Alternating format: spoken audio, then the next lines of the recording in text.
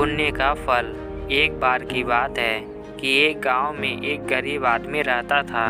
वह आसपास ही मजदूरी करता था। उसका एक लड़का था। उसके परिवार की आर्थिक हालत अच्छी नहीं थी। इस बात से लड़का परेशान रहता था। उसके स्कूल की फीस भी जमा नहीं हो पा रही थी।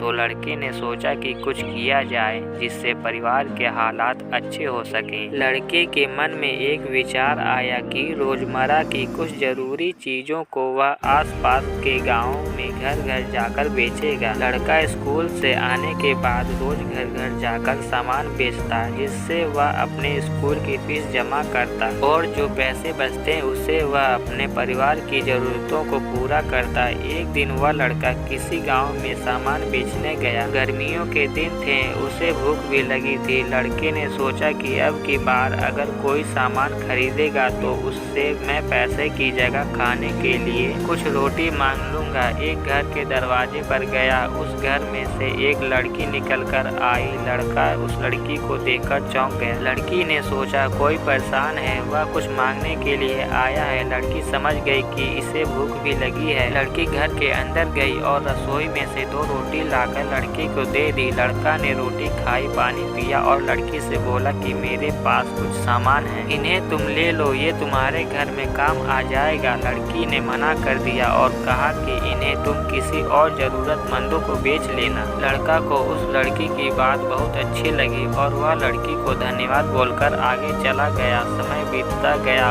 और लड़का पढ़ने में काफी होशियार था। लड़के ने डॉक्टरी की पढ़ाई की और वह डॉक्टर बन गया। वह एक अस्पताल में मरीजों का इलाज करता था। एक दिन एक लड़की की दुर्घटना केस आया। लड़की को इमरजेंसी में भर्ती कराया गया। उसके इलाज के लिए उसी लड़के को भेजा गया। लड़के ने लड़के को देखा तो वह समझ गया कि ये तो वही लड़की है जिसने मुझे रोटी खिलाई थी। लड़की की हालत काफी नाजुक थी। लड़के ने तुरंत शहर के बड़े डॉक्टर को बुलाया और कहा कि जितना भी पैसा लगेगा मैं दूंगा, बस ये लड़की ठीक होनी चाहिए। लड़की का इलाज हुआ और वह ठीक हो गई। उधर वह लड़की यह सोच रही थी कि मैं ठीक तो हो गई, लेकिन अस्पताल का खर्चा कहाँ से देगी। लड़की का डिस्चार्ज का समय आया और उसे एक दवाई व परहेज के लिए एक कागज पर परहेज के निर्देश दिए थे। इनके साथ एक कागज और भी था कि आपको 1 भी रुपए देने की जरूरत नहीं, क्योंकि आपने इससे भी ज्यादा 2 रोटी के रूप में पहले ही भुगतान कर दिया था। लड़की को भी वह बात याद आ गई कि मेरे इलाज के पैसे उस लड़के ने भर दिए